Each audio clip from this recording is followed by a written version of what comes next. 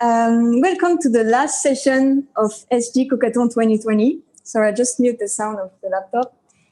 We're very excited with Payal to host this last session. I'm Gabriel from YoRipe, and welcome again. So, YoRipe is actually Singapore #1 cooking and grocery app. So please download the app, try the recipes. You will see we have all the recipes from Payal, a lot of Southeast Asian dishes.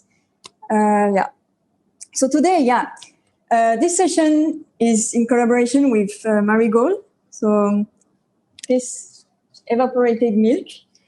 And this is a full cream evaporated milk, Kings of Kings, Marigold. And we're going to cook something really nice with it. You can actually use it to make something creamy, but in a healthier way, like tom yum, soups, anything you want to add a bit of creamy texture. Mm-hmm. So, Payal. So basically, in Northern Indian cooking, we do use a little bit of cream toward the end. So the two dishes that we're doing today are chicken tikka masala, and we will be adding a tad bit of cream toward the end. Instead of cream, actually, we'll be adding marigold today. Yes. And the same with the dal makhani that we're doing today. So, as you know, and if you've got the ingredients already, we will be making two very, very popular dishes. One is our chicken tikka masala, and the other one is dal makhani. But we're going to be cheating a little bit today because instead of using black lentils, which take ages to cook, like the whole day, we'll be using Masoor Dal. So hope you've got your ingredients ready. Let us know. Give us a thumbs up so we can get started because we are very, very excited to cook this. So let's see if people have turned on their camera. Yes. We see Cheryl, we see Holly. And for now, that's it.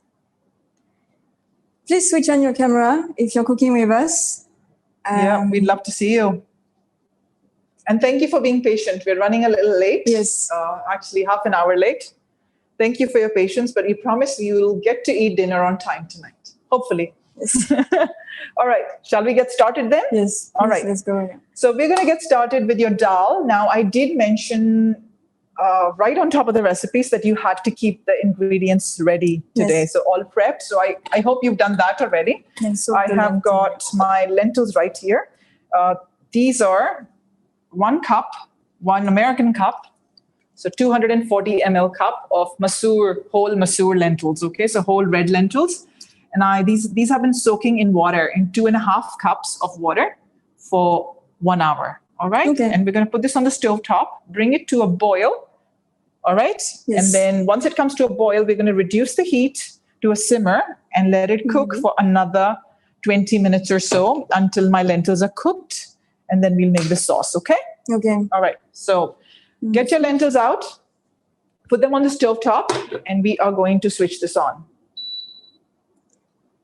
So which temperature are you putting on the stove?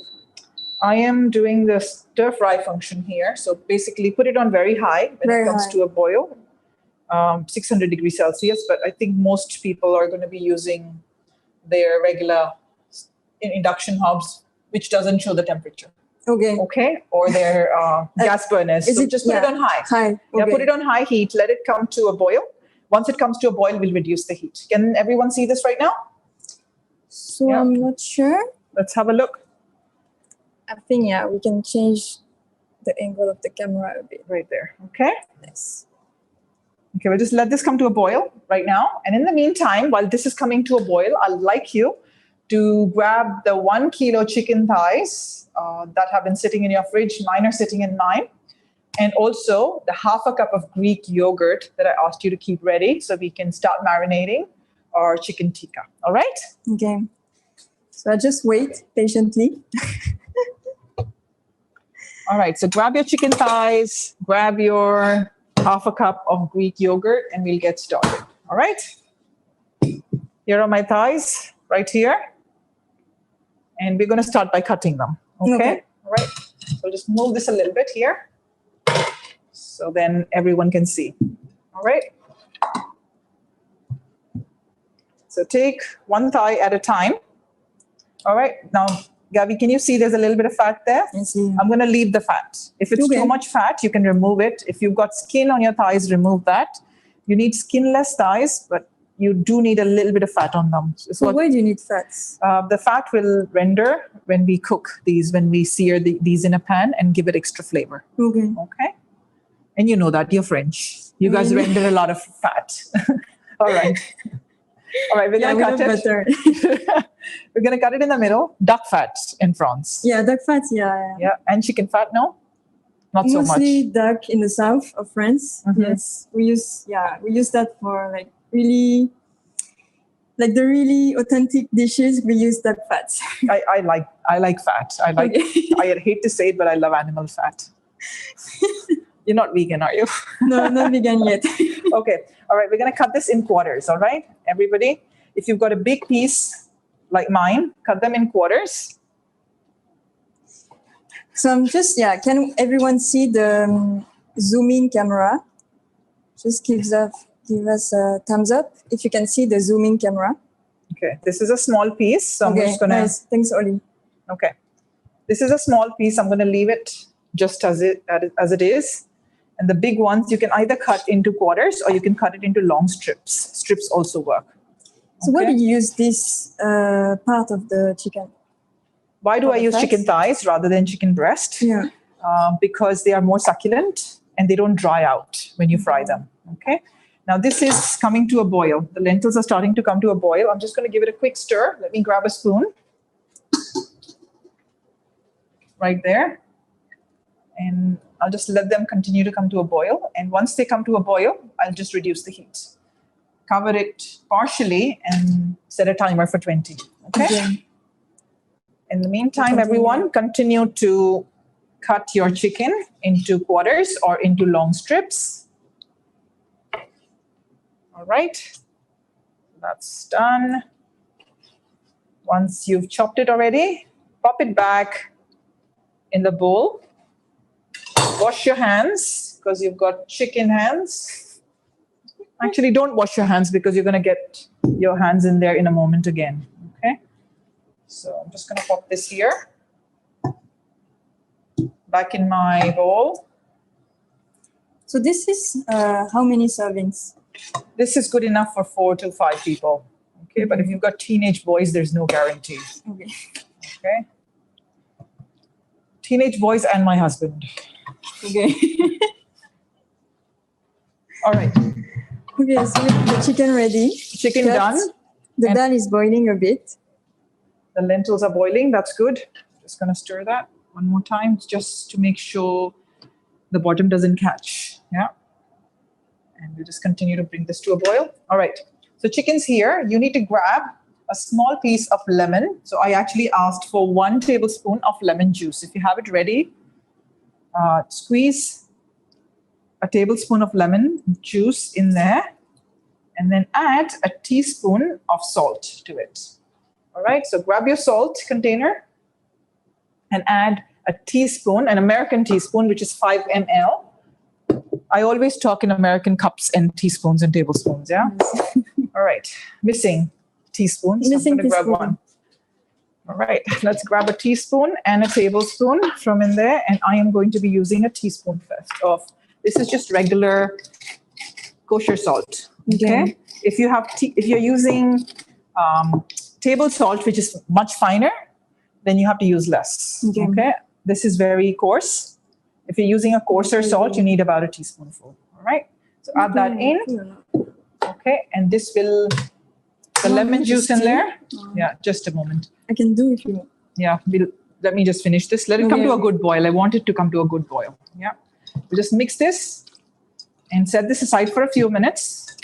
Now, the lemon juice, what it does is that it helps the flavors that we're going to add to this, the spices that we're going to add to this, penetrate the chicken even more. Okay. So that's done. I'm just going to look at my dal here very quickly. See, it's coming to a boil. Yes. Can everyone see? Let's just check. Yep. And we're going to reduce the heat slightly to a simmer. See that? So reduce the heat to low. So it comes to a simmer. All right. And I'm going to cover this up. I like the smell of lentils. Yeah, you're turning vegetarian. That's what's happening. Yeah, I really like it. I don't know. Okay. And now we just covered it partially, and we're going to go back to it after 20 minutes. Okay. In the 20 minutes. meantime, I'm going to get ready with the marinade for the chicken. So everybody, if your lentils are already boiling, reduce the heat, cover them partially, reduce the heat to very low, cover them partially, and we'll go back to it in 15 to 20 minutes. All right? Okay. Until they are almost cooked. All right? All right, we're going to move on and prepare the marinade for the chicken. Now, I did mention that you had to keep all the ingredients chopped up. If you have done so, give me a thumbs up. If you haven't done so, give me a thumbs down, because, I'm doing the same now. I'm going to be chopping, but I'll do it quite fast. So we see Cheryl, Okay. thumbs up. Holly, thumbs up too. Okay. I think a lot of people are watching today rather than cooking. Hunt for Unami. Yeah. Are you ready? Or That's have you chopped? Reina. Hi, Reina. Are you ready? Have you chopped up your ingredients already? Okay, good. She gave me a thumbs up. That's good. Hunt for umami is Reina. Yeah, All right. okay. All right. So this is what you're going to do. For your chicken marinade, you need a tablespoon of minced garlic. You need about a tablespoon of minced ginger. And I'm going to be adding 1 green chili padi. Okay? Okay. Now, I like to add green chili padi rather than red chili padi to my Indian recipes, because to me, red chili padi is very hot. Okay. It's too overpowering, the flavor, which is why I like to use this. Okay. So very quickly, we're going to peel the garlic and chop the ginger as well. Peel the ginger, peel the garlic, chop it very, very fine. If you've got a mortar and pestle handy, just pound it all together. It's much faster. And a mortar and pestle also helps release the flavors from these herbs better than chopping does. Okay. So if you've got that, I have got it, so I'm going to be using it. Okay. But if you don't have it, it's okay. You can just chop it very, very fine. To peel your ginger, grab a small spoon, which is what I'm going to do. And the easiest way would be, shall we move the camera here? All right. So the easiest way to peel ginger would be simply by scraping it with a small spoon. See that? And I'm given this tip every single time I do a class. This is the most handy tip in the kitchen if you use any amount of ginger. I use a lot of ginger. Yeah, that's true. I always use my knife. Yeah, you end up wasting a lot, and it's also slower, the process. Okay. So now you've got your ginger, you've got your garlic, and you've got your chili. Just chopping the chili slightly, and I can use a mortar. If you want spicier, you add the red one. Yeah, if you want it very overpoweringly spicy, then you use the red one. Okay. If you want heat, but you don't want, the overpowering. It stays in the mouth. Yeah. If you don't want that, then I'd put 2. Two chilies instead, 2 green chilies instead of red. Okay. Because I don't like the flavor of red chili in Indian food in general. Okay. Yeah. I'll just chop. It's okay. A mortar makes a lot of noise, so. All right, we'll just quickly chop this, and everybody. You're already so quick, so. If you've chopped it already, all you have to do is just add your chopped ginger, garlic, and chili, finely chopped, in here into the chicken right now. All right? You can do that, or you can put it in your yogurt. So the half a cup of yogurt that we had ready, you can put it in here. Let's do that. Let's put it in the yogurt. Let's put your chopped ginger, garlic, and chili, all of it, into the half a cup of Greek yogurt, really thick. See how thick that is? Yeah, wow. That I have ready. Okay, sure. This is the yogurt. All right, so this is good. Super fine. And all I'm doing now is just scraping it all into my yogurt. So about a tablespoon of garlic, about a tablespoon of ginger, and 1 chopped chili. All right, done. We'll mix it up, and we're going to start adding spices to it now. All right. Now get your spice tin out if you've got it, or get your spices out. Now you need cumin powder. Okay. I am going to get this out because I am not used to measuring things. Okay. I'm going to get my recipe out and tell you exact measurements, because usually all I do is sprinkle on top of the meat depending on how much meat there is. So I've got some cumin powder, and to this I am adding about 3/4 of a teaspoon. Okay, so 3/4 of a teaspoon of cumin, ground cumin. All right. Goes so in. you know by heart because you've been doing this a lot, or Yeah. just I know this I don't know it by heart, I would say. It's just instinctive because I grew up eating Indian food and learning Indian food. So if you tell me to tell you how many teaspoons and tablespoons, I have to think a little bit. Yeah. But when I sprinkle, I don't have to think. All right? It's more like feeling. Yeah, feeling by feel. Yeah. All right, so I've got my spice tin here. I've already added 3/4 of a teaspoon of cumin powder. Into this, I am also adding 3/4 of a teaspoon of garam masala powder. Okay. Nice to see that. All right. 3/4 of a teaspoon of cumin powder, 3/4 of a teaspoon of garam masala powder. This smells so good. You want to smell? Here. Yeah. Oh my God, yeah. Now that's homemade, which is why it smells so good. There's a bit of anise. Actually, no, there's no anise in there. There's cinnamon, black pepper, cumin seeds, caraway seeds, bay leaves, mace, nutmeg. Okay, What else? nutmeg. Okay. There's more. There's like 12 to 15 different things in there. Cloves? Cloves, Okay. green cardamoms, black cardamoms, and a few other things. Okay.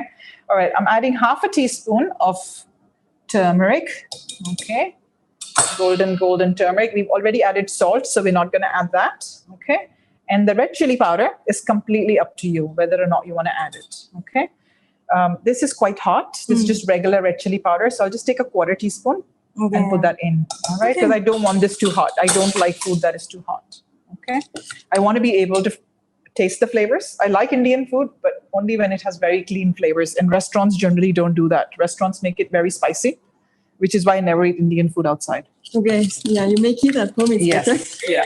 All right. So let's give You this have to go to restaurants. And it's not hard to make. If you've got the spices, it's actually very easy to make Indian food. If you got this thing. Yeah. You need this. This is like the basis of all Indian cooking. If you have this, and you've got some fresh ingredients. And by fresh ingredients, I mean onions, ginger, garlic, chili, and tomatoes. That's it. That's it. That's Okay. all you need. And your meat or vegetables, whatever you want to use as a base. Okay. So that's going to be my marinade. And I am going to pop all of my chicken, which is over here, Yeah, sorry. into my marinade. Now, ideally, you should marinate this overnight or for Okay. at least 8 hours. Obviously, we don't have that today. So we are going to give this as long as we have. All right? So you marinate it first with lemon and salt. Yeah, to break it chicken. down. Yeah. And then in the Greek yogurt, you have put the garlic. Go on. Ginger, Garlic, ginger, chili. and chili. Okay. Yeah. Okay. And then you were stirring mixing everything in. Yeah, and we added 3/4 of a teaspoon of garam masala, 3/4 of a teaspoon of cumin powder, half a teaspoon of turmeric powder, okay, and a pinch of red chili powder. That's all. Okay, now this is done. I'm just going to set this aside now. Okay. All right, and we will go back to it later.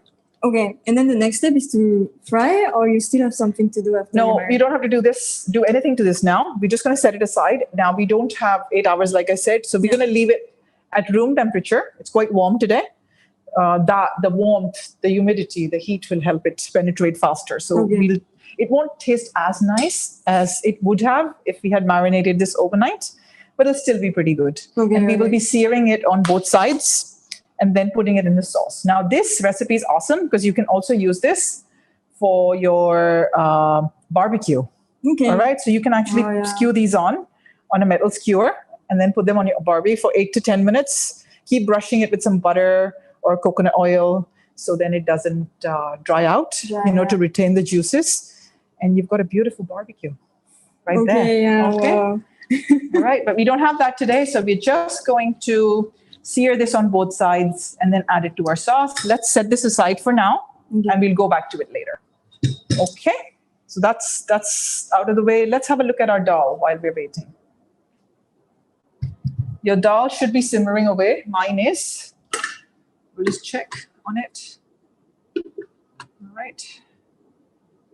Let's go, It's getting softer, which is good, but it's not been 20 minutes yet. Okay. Okay, so I need to continue. How do you know the timing? Because you don't put any timer. Okay. It's up here. It's been 10 minutes so far. Yeah, I didn't even check. It's been about 10 minutes. It's not been longer than that. In the meantime, what we're going to do is start chopping our ingredients for the sauce for the dal first. Okay. If you've already done it, kudos to you. I haven't done it because it's a Sunday and I came back. Nice. Yeah, came back from lunch just before Gabby arrived. So pardon me. I came at 5 p.m. Okay. All right. So we've got for the dal, you should have an onion. I have a red onion, which I'm going to chop very finely after I've peeled it. All right. And in the next 10 minutes, I will be done chopping. And then we can get started with making the sauce for the dal. All right. Now, guys, if you haven't made rice yet, please make rice. Okay. Because I did mention it in the recipe earlier that we will need steamed rice for this to serve with the two curries. All right. If you haven't done it, please do it now. All right. So you have it ready on time. Onion done. Should we ask them first before we start chopping? So, Has everybody made their rice already? If you have, give me a thumbs up. If you haven't, give me a thumbs down so we can wait for you. Awesome. Okay, Holly has done rice. Yep. So has Reina. And, Awesome. Everybody's done rice. Yeah. You guys are great. Wow. Okay. Okay, they're better than me. Okay, so my onion is done. I'm going to start chopping it in a moment. I also need garlic, a few cloves of garlic.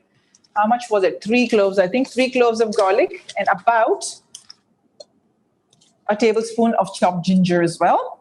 1 chili padi. Again, I'm using green chili padi. Okay, so I'll be chopping these. And you also need about 400 grams of fresh tomatoes, which are right here. Okay, so we'll be chopping these as well. Let's start with the onion first. So last time you said the French tomato are not that good. So today you still use fresh tomato. They're not very good, but do we have a choice? Yeah. With Indian food, we don't generally use canned tomatoes because they're too tangy. They're great for pasta sauces, but they're too tangy for Indian food. And we are using chopped Italian tomatoes for chicken tikka masala. Okay. But chicken tikka masala is very, very British. Okay? It's not Indian. Okay. All right? It's not Indian. Chicken tikka masala is not Indian. It's very popular in India now. Chicken tikka, the marinated chicken that we just made, is Indian. But chicken tikka masala, the curry itself, it's the national dish of Great Britain. And it's not Indian. I think it originated in Glasgow, in Scotland. Okay. Okay, and there's a nice story behind it. Chicken tikka masala is not Indian. Even that's true. Even in France, you can find very easily. Yeah, it's everywhere because France is very close to England. Yes. Yeah, and there are lots of English who live in France. And they take their chicken tikka masala everywhere. When I was growing up, there was no chicken tikka masala in India. There was chicken masala and there was chicken tikka. Okay. Chicken tikka is the marinated meat put on a coal barbecue. And it's an appetizer. And chicken masala is a homemade chicken curry. Okay. Yeah. Okay. And what the Brits did was they didn't make it. An Indian restaurant in Glasgow made chicken tikka masala for a guy on a rainy winter's night. Okay. On a rainy winter's night, this man went to an Indian restaurant and ordered a chicken tikka masala, right? Chicken tikka. He ordered a chicken tikka. And then they made tikka masala. No, let me talk. Okay, so he ordered chicken tikka, right? But the guy, the waiter, he went in and he got his plate of chicken tikka, which is an appetizer. And he gave it to the guy, and the guy went, this is too dry. Can you make me some sauce with it? And so he went back inside, told the chef, and the chef, who had a bit of a cold and was enjoying his tomato soup at that time, thought to himself, what am I going to do? He took the tomato soup, he poured it in a pan, he added some cream, some slices to it, added the chicken tikka in it, the chicken tikka appetizer in it, and created chicken tikka masala. That's how it was born. Okay. Yeah. And I bet the guy who ate it got a very bad cold after that. Yeah. Wow, this is the story This is the story that I've read. There are multiple versions of where it originated. Some people say that it originated in Pakistan, but nobody really knows. okay. Okay. All we know is it is the national dish of Great Britain. All right. Yes, this I learned today. How is doing the lentil? The lentils. You wanna Let's check them now. Okay. It's been about 18 minutes. Wow, Gabby. oh my God. All right. They're looking good. See? Now, if I pick one up and touch it, it's done. See how it's falling apart? Feels good. All right. You want to try? Take one. Try it. And I'm going to set this aside. Turn the heat off. Check your... All right. Let's turn this off. Check your lentils now, guys. If they are falling apart like this, when you press it and they seem cooked, you need to turn the heat off and take your lentils off the heat and take the cover off so they don't overcook. All right. And we're going to move on and make our sauce now. Okay. All right. So my onion's ready. We're going to quickly chop my garlic, the 3 cloves of garlic that I have, the small piece of ginger that I have, and the chili that I have. And we'll move on and make our sauce after that. All right. This should be quick. Yeah, we had a class with Ming Tan, and he didn't do like you. He didn't press the garlic. No? Yeah, because he wanted to chop it like finely, but even though he didn't press, it's faster to it's peel if you faster. press it. Now again, the garlic with the spoon. The ginger with the spoon. And the and the ginger. garlic you press, so then the peel comes off faster. And I believe in quick and easy cooking. I mean, I like my, take your time, kind of cooking as well. But I like quick and easy way more because it comes in more handy on a daily basis, right? When you don't have the time, and I work full time, so. Do you cook every day? Every single day. Every day. I eat out only once a week, Gabby. Okay. It's a ritual on Sunday afternoon in our house. We go out for lunch. That's it. Okay. And if I have a lunch meeting during the day, during the week, I enjoy that. Once in a while, I'll go out with friends. But other than that, I make sure I eat every single meal at home. I like eating at home. Nice. Really nice. Yeah. And it's very therapeutic for me, cooking at home. Even after a long day at work, I come back home and I cook. My eyes are a bit crying. Yeah, mine are not. I'm immune to it now. Yeah, I I guess. see. Okay, so onion, ginger, garlic, chili, all chopped up. I am going to start frying this first, and then I'll chop my tomatoes while my onion is browning, okay? Okay. So everybody get your onion, ginger, garlic, and chili ready, and get a wok ready, a wok or a saucepan ready, and we're going to start frying our onion now. I'm going to go grab a wok.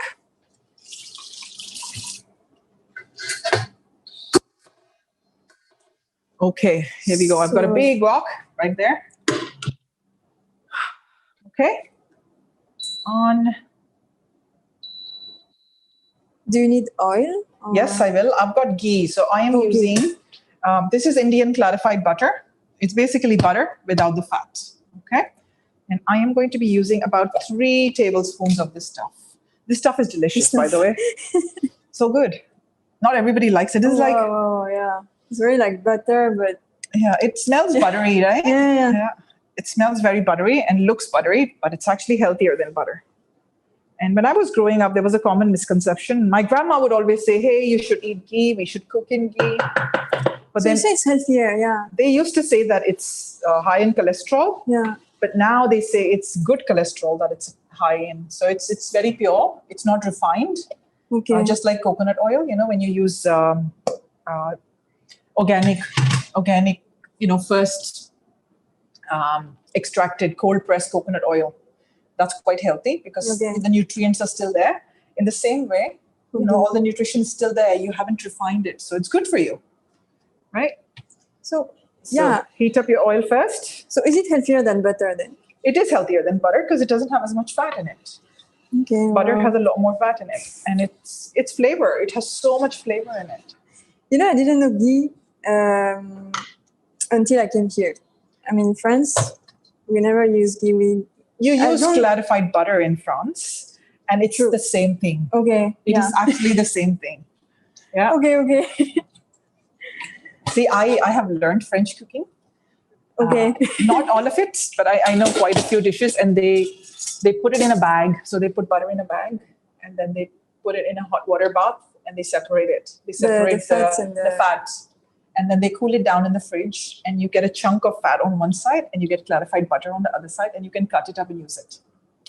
That's how they make it. But the way we make it is slightly different. Okay. Now see how I put in oil in a hot pan, and now my spoon is starting to sizzle along the edge. It means that my oil is ready. The ghee. Okay. Yeah. Your ghee is ready. All right. So we're going to start by adding cumin seeds first. So grab some cumin seeds. All right. And you're going to be adding about a tablespoon of cumin seeds in there. So a flat tablespoon of cumin seeds. And because the oil is hot, my cumin seeds are going to release their flavor straight away. See that? Wow. Yeah. And they're going to start spluttering straight away. So start with your ghee. Or if you're using vegetable oil or coconut oil, you can totally do so. Okay, you don't have to use ghee. It's just something I like to use when I'm making especially dal. Okay. All right. We have Now the garlic and onion. we've got the onion. Ginger. Onion goes in. Sizzle. Ginger, garlic, chili. All of it goes in. All right. It smells buttery, but not the same smell as butter. Yeah. Well, I still like butter more. Okay. I see. Butter is flavor, right? However, when you're making things like dal and you're, frying butter at high heat, it's going to brown. Yes. Yeah, and it's going to change flavor. Whereas ghee doesn't, because Ghee doesn't. it has a higher smoking point. Once you've removed the fat, fat burns more easily. Okay. Get it? That was the purpose Indians created it. I don't think the reason they created it was because they wanted to get rid of the fat. I think they created it because they wanted to increase the smoking point. Okay. Yeah. Let's see. All right, and you can even deep fry in ghee. Deep fry in ghee. You can even deep fry in it. So is this more expensive than oil? Like It's more expensive than oil. It's way more expensive than butter. Okay, so this is a small can, right? This is 400 grams. This will cost, I usually buy the big one, the big tin, 1 liter is $21, $22 for 1 liter. So I'm guessing this is about $10, $12 each. But this is a very good brand. And it's not made in India. It's made where? It's made in Australia. Okay. How cool is that? So chicken tikka masala is not Indian, and the ghee is made in Australia. All right. So we're going to fry the onion until it's brown. I'm going to reduce the heat slightly. So keep it on medium heat so it doesn't over brown. Gabby, can you stir this for me? Yes. In the meantime, I'm going to get ready with my tomatoes or tomatoes. Yes. Okay. So we're going to remove the crown, get rid of it. And So you need to stir fry like all the time? No, just you can leave it because my temperature is very high. So, so you let it. If you let it sit for a few seconds, it'll brown faster because then the heat builds up at the bottom, right? We just have to make sure it doesn't burn because there is garlic in it. Okay. Oh yeah. Ours is going to cook or brown way faster than someone who is doing it on a gas burner because my induction is very good. Okay. Yeah, it's very high. All right, so I'm going to start chopping these as well into, can everybody see the tomatoes or no? Let me move this around here and just get this closer so everyone can see this in the frame. Now, the tomatoes, you can either grate them on a grater to get the puree out. So like this, just grate away on a box grater, or you can simply chop them. These are good tomatoes. They're very fresh. I got them this morning. So today you're not grating the tomato? I'm not grating it. It's okay to chop it in this recipe. So, yeah. Okay, I'm going to pick this up because I'm very anal. There. A bit OCD. Just anal, not OCD. There are things that I'm very disorganized with, like things on my computer and my phone. This is okay. I can never be a good coder or a programmer. I was told I was fired from a job because I was such a bad. I mean, I was a good programmer. I just didn't. You used Right. to be a programmer. I used to be a programmer for just a short while. So I learned coding, Okay. and then I was in market research for a very long time. I was a researcher, and then we had the IT team working for us who were very lax and would never get back to us on time. And so we decided, you know what? I have learned programming. I'm just gonna learn a few things. So if you need help with anything, I can do it myself. I don't have to rely on them all the time. And so I started doing it. And then our IT manager, William, he came up to me once and said, "You're fired. You can't do this because you're very disorganized. You don't write anything down." Okay. Well, So when you change something on a program, apparently you're supposed to write it down on the right side on the same line, what you've done in between asterisks. Yeah. And I never did that, okay. which Yeah, made please their comment. life hell. It made their life hell. So, all right. So my think onion's it's good? looking brown. Okay. We're going to scrape the tomatoes in. Guys, if your onion is brown, scrape all the tomatoes in. Right now, let's mix this after you've added the tomatoes. Is everyone on task? Give me a thumbs up, please, if you're on task. People, are you on task? So we see thumbs up. Yeah. Awesome. Doing well. Mandeep. Mandeep's on task. Reina is on task. Awesome, guys. So tomatoes go in. Again, it's still on medium heat and it should be sizzling away. All right, grab your spice tin or your spices now, and we're going to start adding our spices. First spice is our coriander powder. Grab coriander powder and add a whole tablespoon of coriander powder in there. See how good that smells? Very different smell from coriander leaves, isn't it? Yeah, Although it's the same thing. Even the ground, the one you buy. So This the one one is you not the buy, same. Yeah. it's the same. Those are the leaves. So if you plant the seeds in the ground, you get the leaves. If you toast the seeds and turn them into a powder, this is what you get. Okay. Okay? The coriander Have you done. made it? Or? I did make it. I make my own spices. It doesn't take long. Trust me. And the flavors are awesome when you make them yourself. Okay. So coriander done. 1 tablespoon of coriander, guys. And then chili, it's completely up to you. I'm going to add just a 1/4 teaspoon for flavor, so not too much. All right. A 1/4 teaspoon of my chili, red chili powder. So I continue mixing. Yeah. Yeah, everything. just mix it. Yeah. And if you don't have a handy helper like Gabby, you don't have to continuously mix it. It's fine. Okay. All right. And then I have my salt. I'm going to add a 1.5 teaspoons of salt. This is very coarse, kosher salt. If you're using fine salt, fine table salt, please reduce the quantity to half because it's very salty and it's also quite densely packed. Okay. So salt done, coriander done, chili done. We need turmeric. Okay. So we're going to add a 1/4 teaspoon. You can add up to 1/2 teaspoon, not a problem, but don't add too much. All right. Yeah, the taste of turmeric is very, very strong. Okay, so add about 1/2 teaspoon, I'd say, of turmeric, and then give it a good stir. And we're going to give it about 7 to 10 minutes like this for the tomatoes to soften a little bit. Okay, Gabby, you can stop stirring it now. I can stop. Yeah. So see this big piece of tomato here? I'm just going to mush it up a little bit because I didn't chop it properly. All right, and I'm just waiting for the oils from the spices to come out. Okay, when you add spices to a sauce like this, or even, in oil, when you fry them, what they do is they start to release their oils.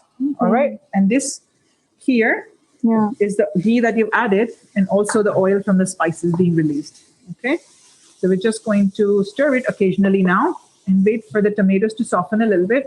And also wait for the oils to be released. Okay? Okay. All right.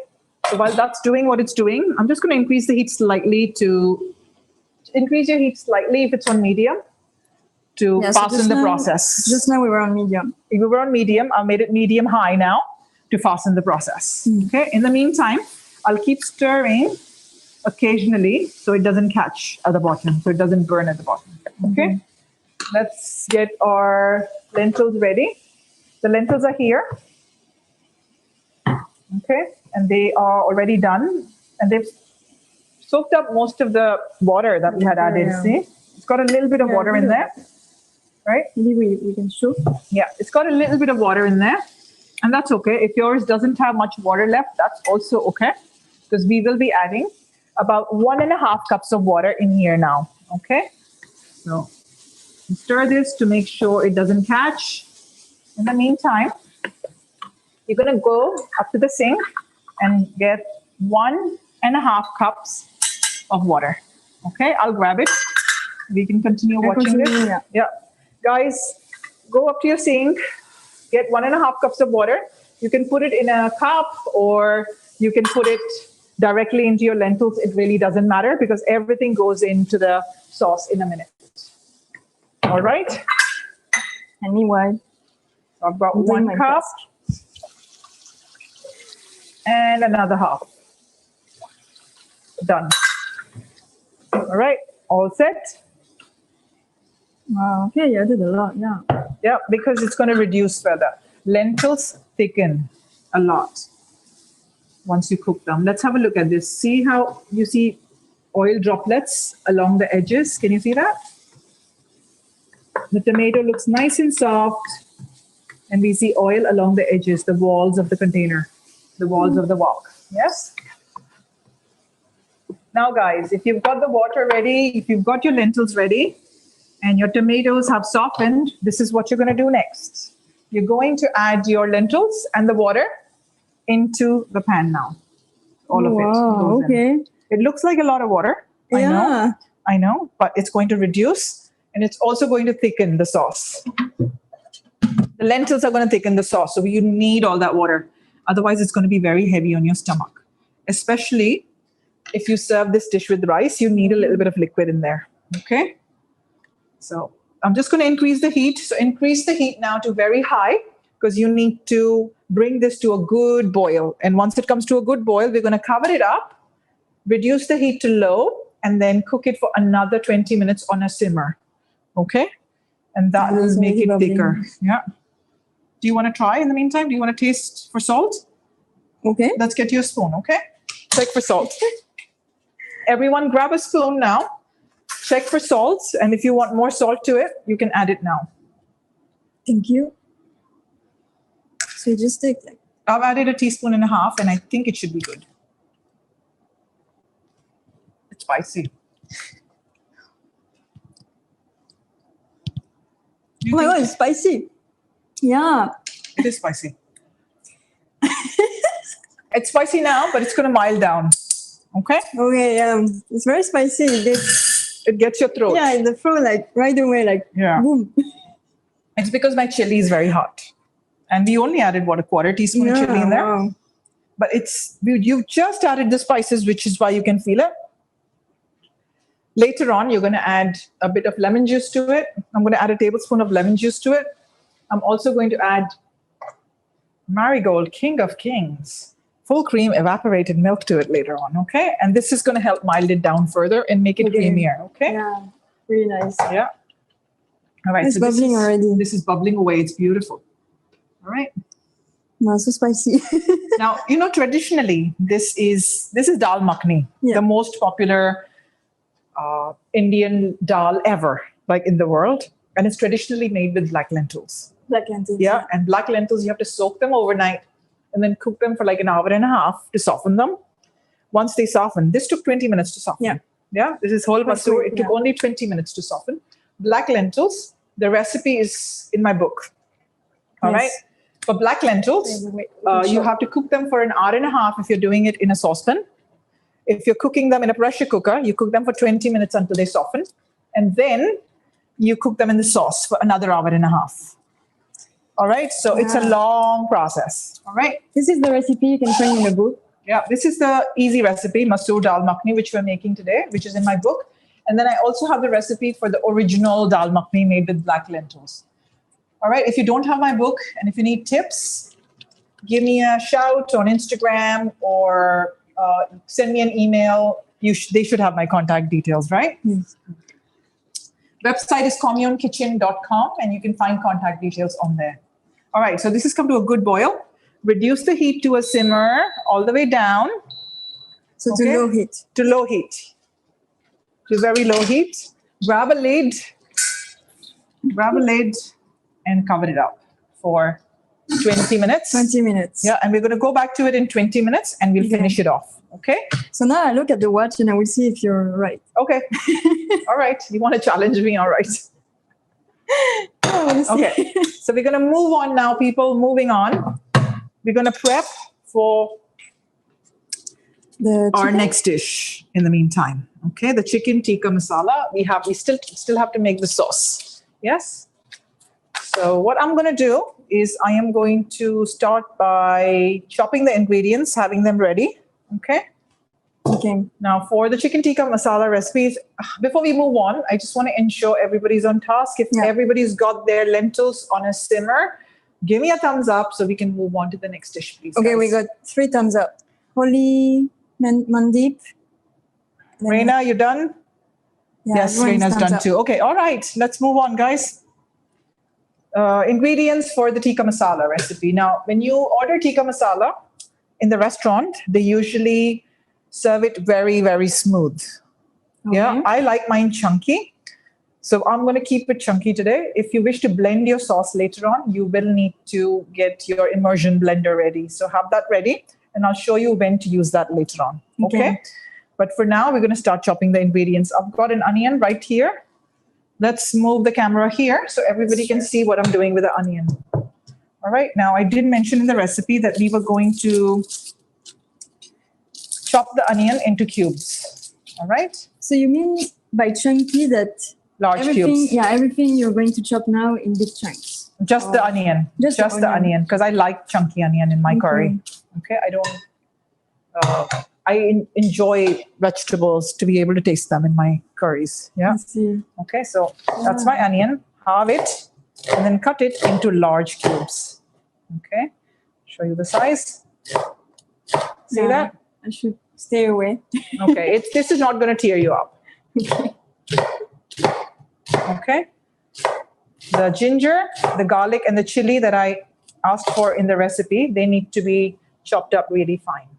Okay, so that's the onion done. And then I have 2 cloves of garlic, 1 green chili, and 1 ginger again. Okay, and we're going to chop it now. The garlic, let's peel the ginger first to make life easier. Small spoon again. Spoon, it disappeared. Okay, so we need a small spoon again. And let's peel it.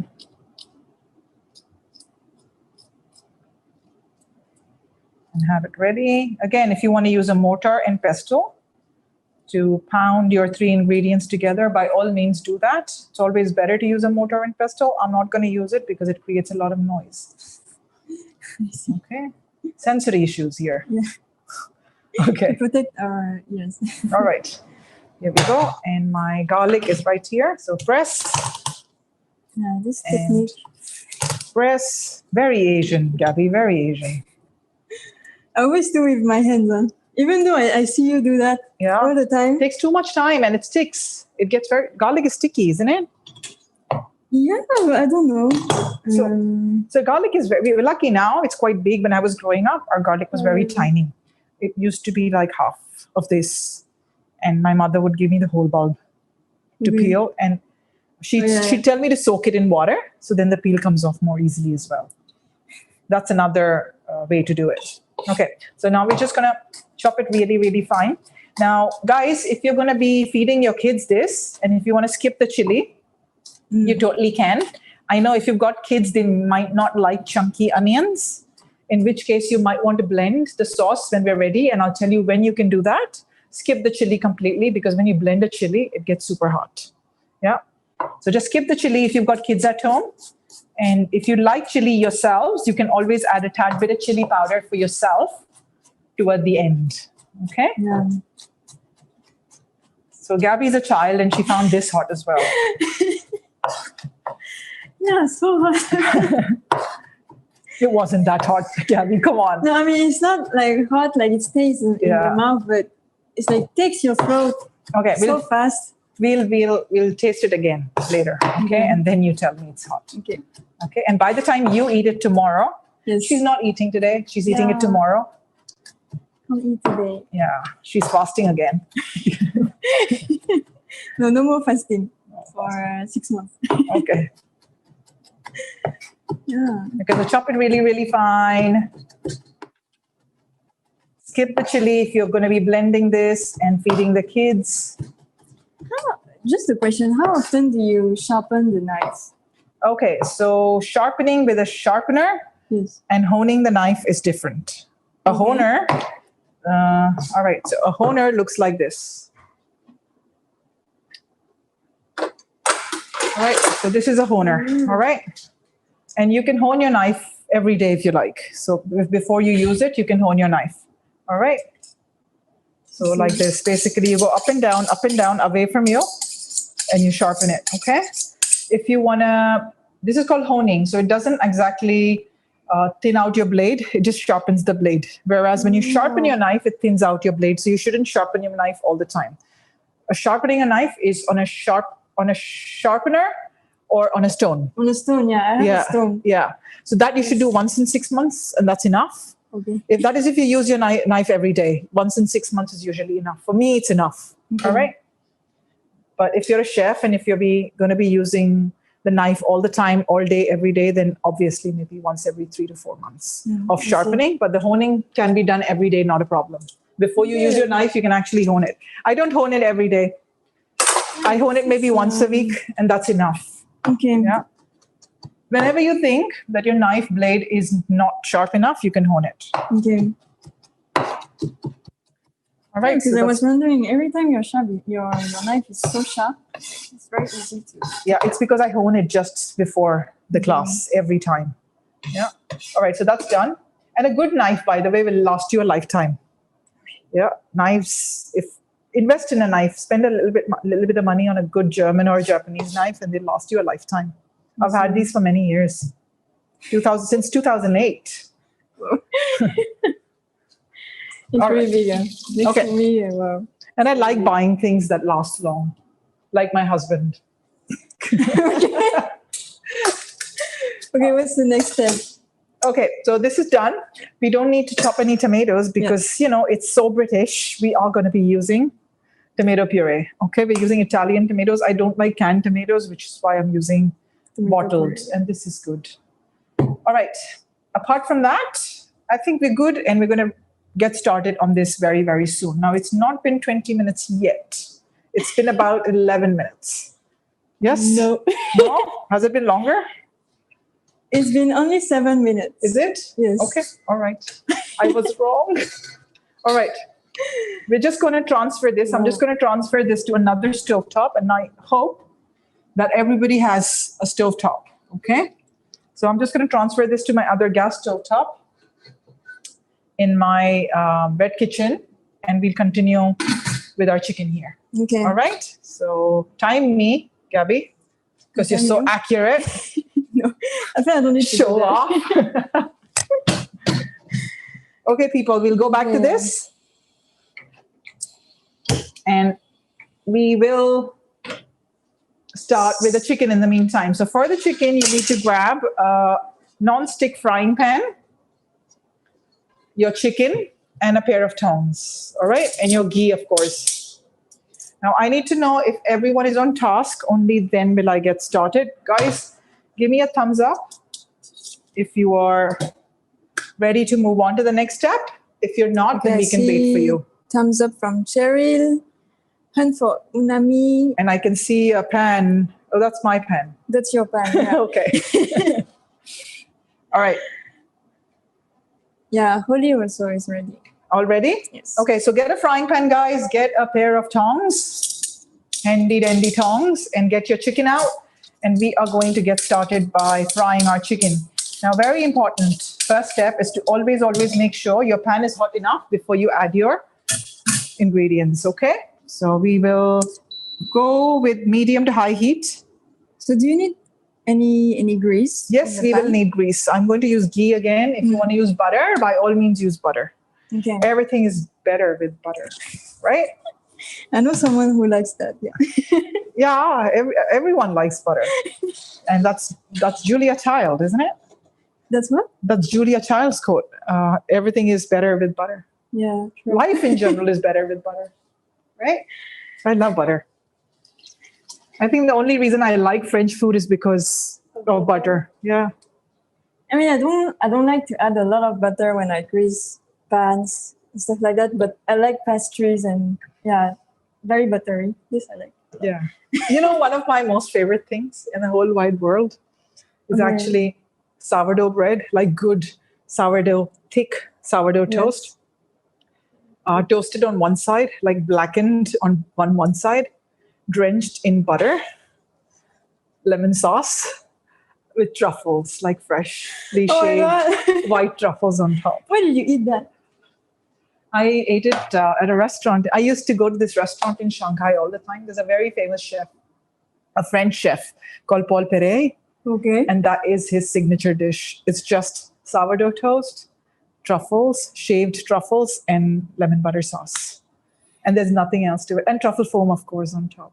Oh, okay. It's like the It sounds ultimate. good. Yeah, really, yeah. it sounds very And it's so good. simple. It's so simple, right? Yeah, it's quite Like, simple. Yeah. It's three of my favorite things: carbs, butter, and truffles. So now, yeah. And I love that on pasta as well. So if you make me a lemon butter sauce with some truffles in it On pasta.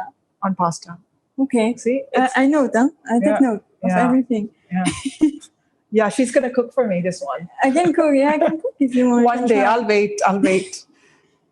All right. So pan's getting hot. I switch. Huh? All right. We're gonna add a tablespoon of Ghee. ghee or butter if you want in there. And we're going to start adding our chicken in there. All right. This is on medium heat right now, medium to high heat right now.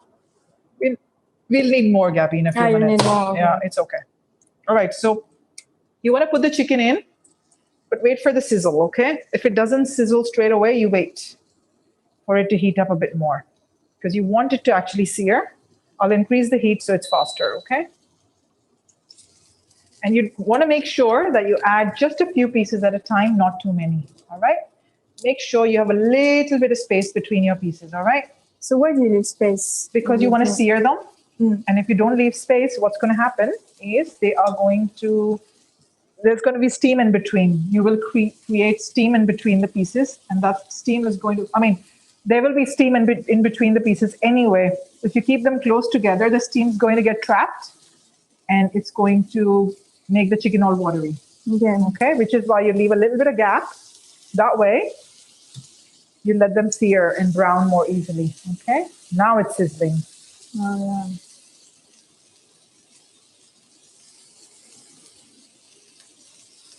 All right, so a little bit of gap in between. I've got a big pan, and this should take half the quantity very easily. Okay, yours might take less or more. Well, you do need to let me know, so then we can wait for you. All right? I see we need 2 times to do it 2 We'll times. need to do it twice, Right. but I think people might not have a pan as big as this. Mm. Most people don't, so we'll have to wait for them. Okay? There. There's no ghee in the middle, so I'm just going to add a tiny bit of ghee in the middle right here. So then my chicken doesn't dry out in the middle. Okay? I'm actually quite impressed. I don't know why. My brain is like, okay, what's this? What do you do with it? Yeah, I know ghee, but I'm so used to butter that when I sit down, I feel like, okay, it's so unhealthy, but actually it's not. It's actually better than butter. Yeah, but don't put it on toast and eat it. Why? Because it doesn't have fat in it, and fat is flavor. Okay. Right? And it doesn't have salt in it. It's unsalted. So it's not going to taste very nice on toast. I see. All right? Cook with it, fry with it, but don't put it on toast and eat it. Okay? If you put it on toast, fry your toast nicely. Then Okay. put salt on your toast. Okay. And then Joking. I'm joking. Okay. Don't put ghee on toast. All right. So give this about 3 minutes or so before you flip. If you've got a high gas stove or if your induction is higher than mine, and if it's starting to brown very quickly, you can start flipping it. Mine is getting there very slowly. It's not been 3 minutes so far, so we'll just wait patiently. The middle always cooks faster. Wow, See, yeah. the middle was put in last, and that's already done. Can we say it's a bit sharp or It's a bit what? sharp?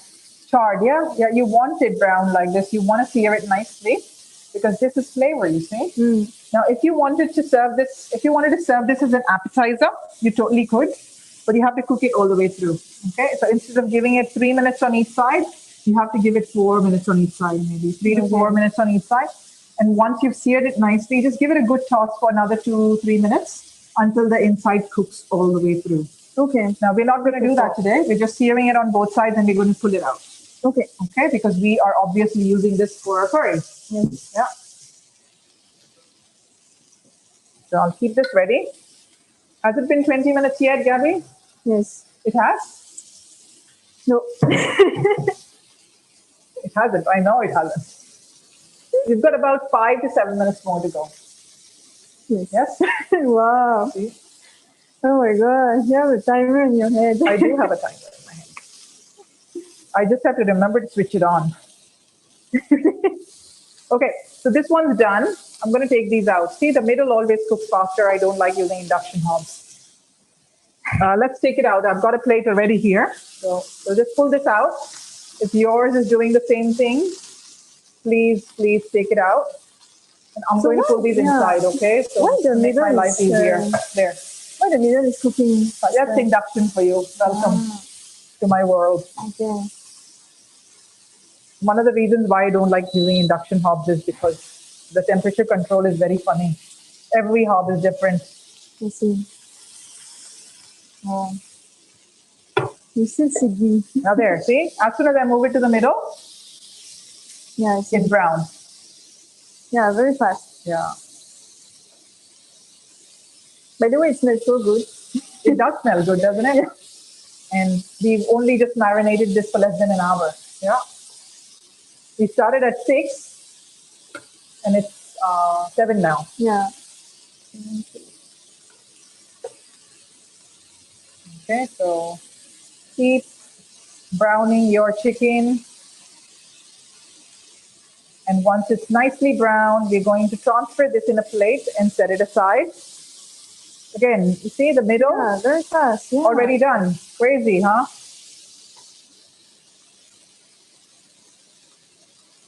And I'll keep getting some butter on here or some ghee on here.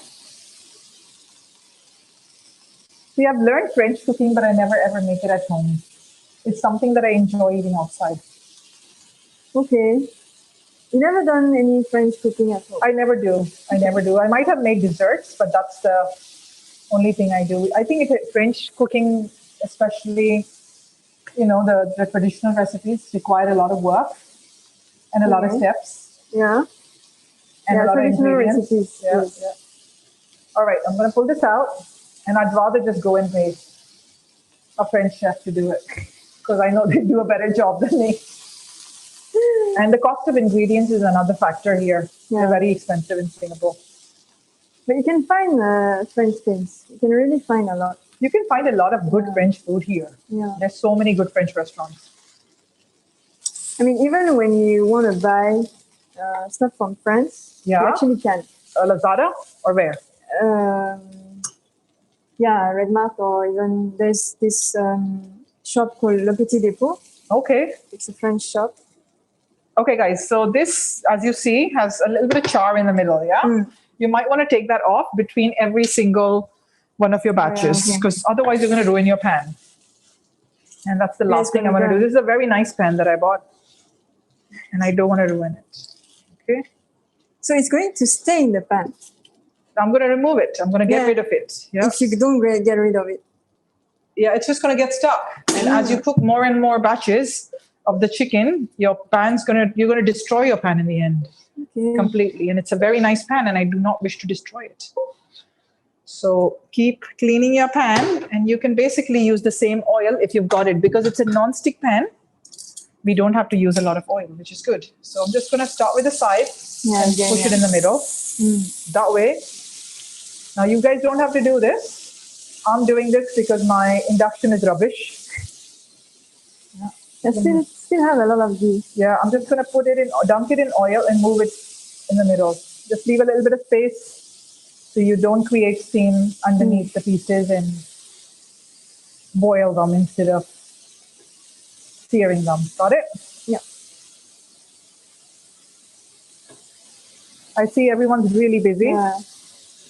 I like this setup, Gabby, where I can see what they're doing rather than, you telling me. Yeah. This is We nice. should do this more often.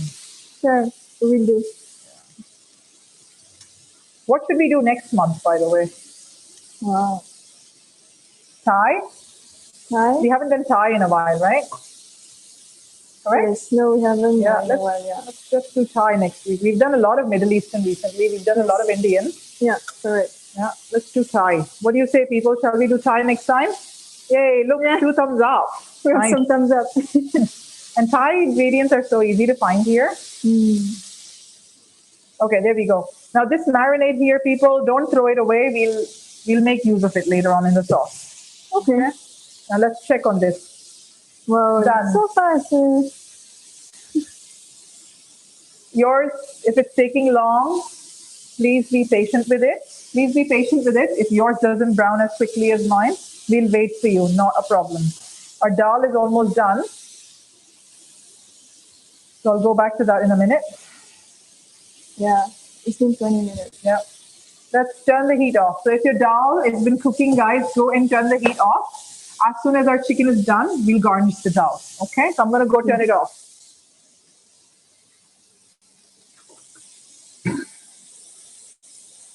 And I'm going to look after the chicken.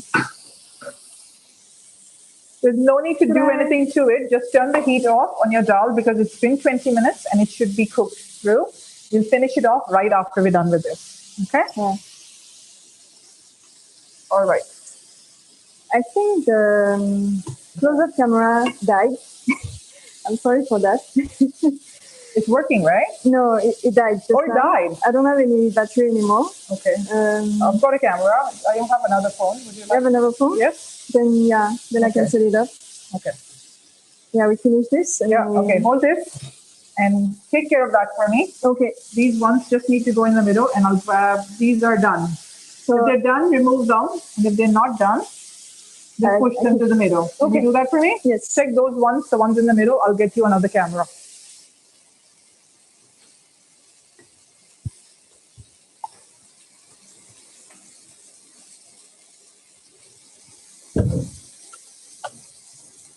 Yeah, the smell is very nice. Okay, this one is done.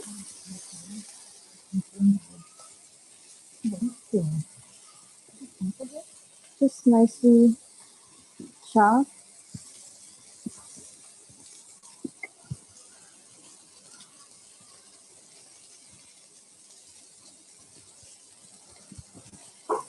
Yeah, this one is done too. Okay.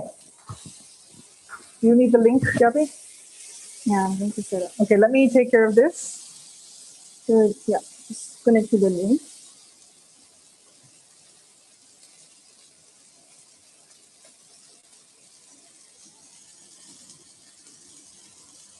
The link is actually there. Okay, so I copy paste from this one and then Okay, let me check.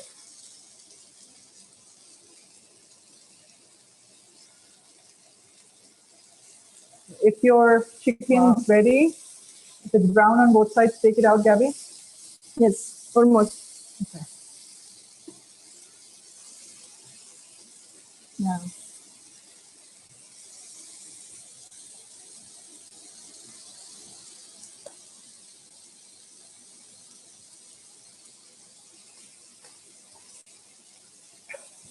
Oh, Is it okay? I can't copy and paste from there because those two are not connected.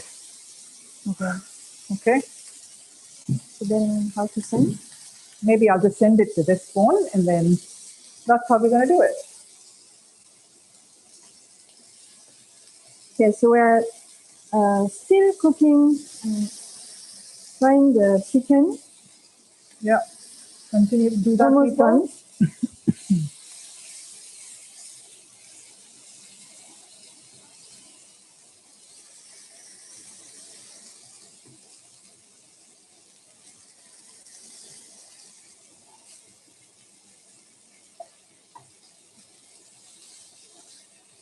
Okay. Wow. That's very nice. But yeah, Yeah. I want to choke too. Yeah, I'm choking. It's browning a lot. Okay, let's take it out. I think It's not done yet. I think this one. You think it's okay? Yeah, it's brown on both sides. Let's take it out.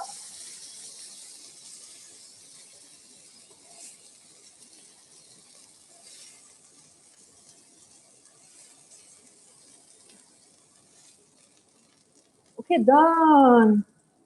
Chicken is ready. Chicken's ready. Okay, here we go. So I was just setting up another camera. Okay. All right. So my chicken's done, guys. I'm just going to get rid of my pan.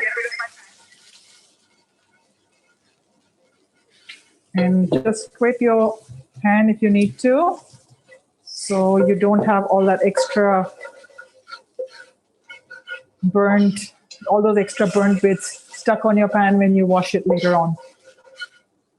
So I'll just set this aside for now. And we'll move on and bring our dal over so I can finish it off. If you are still frying your chicken, you can do that. And we'll wait for you. So we have set up another camera.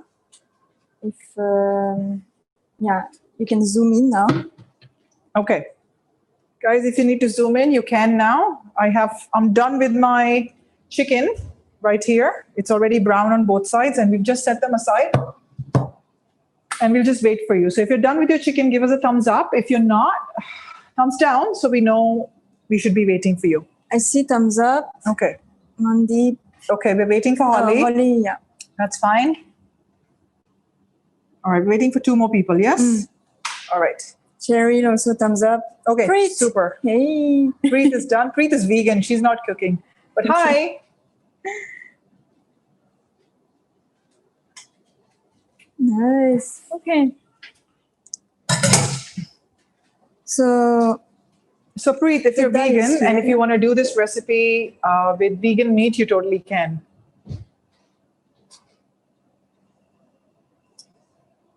so the dal is still cooking? Yes. The dal's done. It's not cooking. I'm Okay. just waiting for people. So we'll wait for whoever's there. Let's see. Yeah, we're just waiting for them. Once they're done, we can get started. Okay, is everyone done? Holly, you done? Yeah, okay, thumbs up for everyone. Okay, so bring your dal over, people. Yeah. Put it back on the stove top. It lost a lot of water. Yes, see the dal, it Yeah. actually soaks up all the water that we had in there. It was a lot of water. It's still on low heat, so keep it on low heat, people, or I had turned it off earlier on, but I am going to put it back on low heat. Okay. And I am going to bring over the rest of the ingredients now, okay?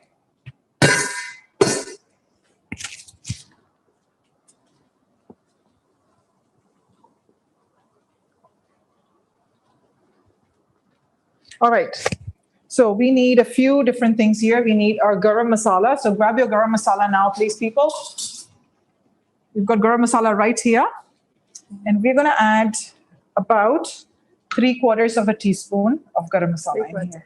Okay. Garam masala done.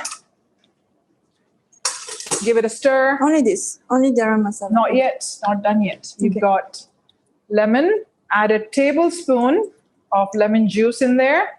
Now, so you've added your garam masala. You've added your tablespoon of lemon juice, freshly squeezed.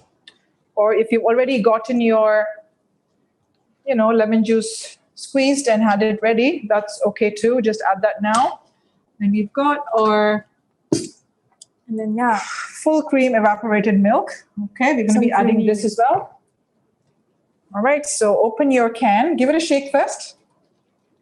And open your can.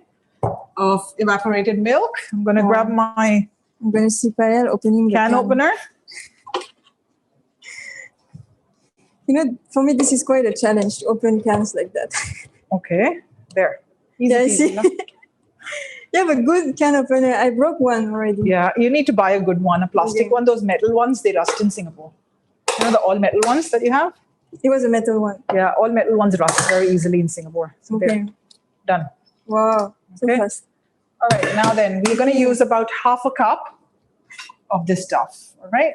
Of the, Marigold, King of Kings. Evaporated milk. milk. Okay, so half a cup of this, Half a cup. put Okay. it in, and we leave the rest of it for the next recipe, okay? You added this, continue to simmer it, and finally, we're going to add the last ingredient, which is actually the main ingredient of the dish. It's Okay. called kasuri methi. Kasuri methi literally means fenugreek, dried fenugreek leaves. Fenugreek leaves. You've heard of fenugreek, yes? Yes. The little seeds that they put in curry powder? Yeah. That's fenugreek seed. Yeah. Okay. You plant the seeds in your garden, you get a herb called fenugreek leaf. Okay. All right. And it's a fabulous, fabulous thing. Let's see. And I always keep it in my freezer to keep it nice and dry. Okay. So I'm going to grab that from the freezer. If you've bought fenugreek leaves already, grab them now. Okay. And you can add this stuff anywhere between 2 to 3 tablespoons of kasuri methi. So I leave this in the freezer. If you haven't done it today, it's fine. Once you've used it today, pop it back in the freezer. Pop it in the freezer. That just ensures that they're nice and dry. Hear that sound? Wow. Yeah. So I'm going to take about a tablespoon at a time, crush it between my fingers like this. Fenugreek leaves. Smell it. Actually, you don't even have to come near to smell it. Yeah. It smells like Indian food. I don't know what's the smell, but It smells like butter chicken and chicken tikka masala. okay. Okay, now give it a stir. So I added about 2 tablespoons of this stuff. I just eyeballed it in my hand. Mm. And we're just going to give this a stir. And this is ready. Now you can finish this off with a tablespoon of butter in the end. So butter, not ghee. Not ghee. Not ghee. Butter is finish with for butter. garnish, yeah? Okay. Just to give it a little more saltiness and flavor. Okay, so I'm going to grab some salted butter and I'm going to add it. If you don't have salted butter, that's okay. Now, we'll be adding this later on. We'll be adding our kasuri methi later on to our chicken tikka masala dish as well. This has a lot of flavor, and a lot of people ask me, a lot of people who come to my classes and do my butter chicken class or any of my Northern Indian classes, they ask me, is this a necessary ingredient? Do you have to buy this? I don't know what to do with it after. I tell them, okay, go ahead, not buy it, replace it with coriander, but it's not going to taste the same. This literally is the essence of Northern Indian cooking. Okay. Yeah. Wow. And this is what Northern Indian cooking smells like. And it is used a lot as a garnish. So don't ever skip that. And you'll see this in a lot of recipes, a lot of Northern Indian recipes, whether you have my book or any other authentic Indian cookbook. I see. You will see this. Okay, so buy it. It's a fab ingredient and it changes the flavor of the dish, and you will taste it and you're going to tell us how it tastes in a minute. Okay, I want to so I'm try going to put it. this away in the freezer again. If you've got your pack, put it away in the freezer and we can get it out later. Okay. So in the freezer it goes, and we'll go back to it later. And Gabby is going to taste this and be the judge of this today. We're going to add some butter though. Okay, so grab your butter, people. Wow. Okay. Ghee, butter, Butter. everything today. Yeah, it's And quite creamy. Huh? Okay, and the butter is just a garnish toward the end, but I'll add it now anyway. So I've got a tablespoon of butter. Oh, we have a question. Yeah, can we use evaporated milk for pasta sauce? You can use it for anything that asks for cream, literally. So yes, if you want to make a tomato pasta sauce or any sauce that requires cream, yes, you can use it. Okay. Okay. All right. So let's just melt this. This is French butter. Okay. Okay. Ellen Weir. Yeah. It took a flight and came. Sorry? It took a flight and came to Singapore. Yeah. for us. Yeah. The company, one of my friend's husbands runs the company here. Oh, okay. and I support it. So, which is why I always just buy it. I see. Support local friends. Friends. Support local expat Wow. friends. I have a spoon to taste. And we're going to taste it now. All right, go on, man.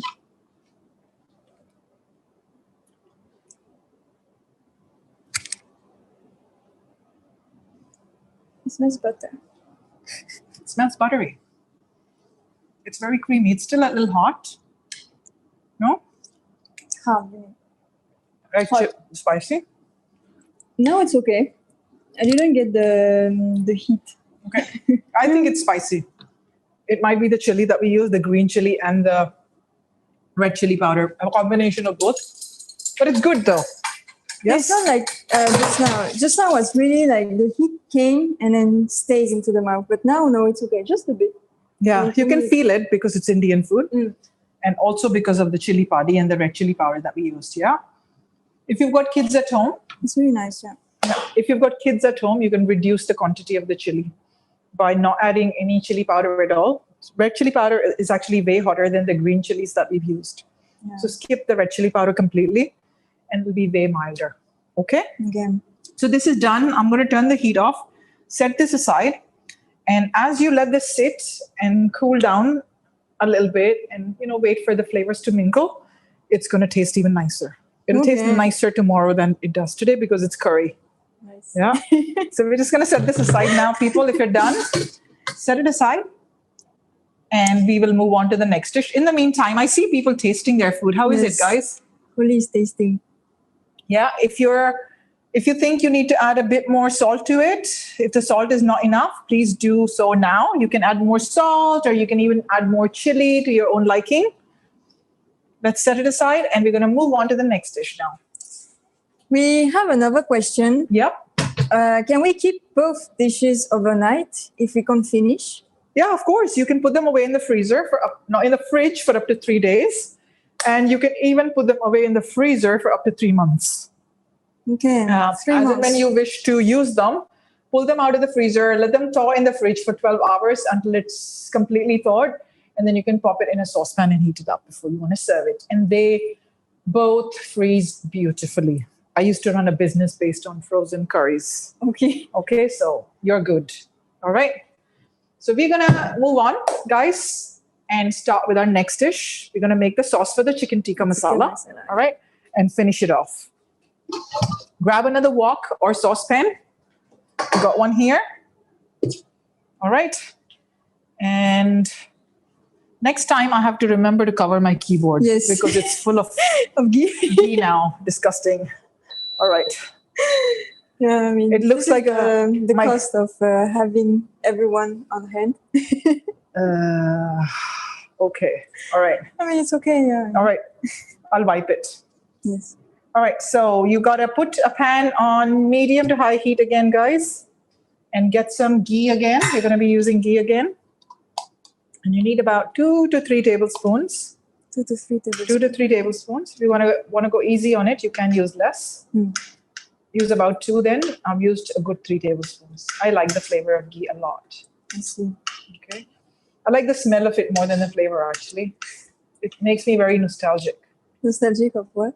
It reminds me of India. Okay. Because all vegetarian food, you get the best vegetarian food in India. And I can't wait for COVID to be over so I can go. I haven't been in 2 years. 2 years. Yeah. And I go back for the food more than anything else. Because the vegetarian food in India is mind-blowing. I mean, I could totally be vegetarian if I lived in India. Really? Yeah, but not anywhere else in the world. Okay. Yeah, I've never been to India. You have to go. You have to go, Gabby. Okay. It's wonderful. The food is just phenomenal. All right. So ghee getting nice and hot. You're going to get your onion. So big chunks of onion. Big chunks of onion go in. Wow, okay. Okay. Very hot. And your ginger, garlic, chili go in as well to make life easier. Okay. And grab a spatula to mix it all. And this is coming soon. What is coming soon? Tomato puree. Yes, tomato puree is next, but we've got a brown or onion first. Okay.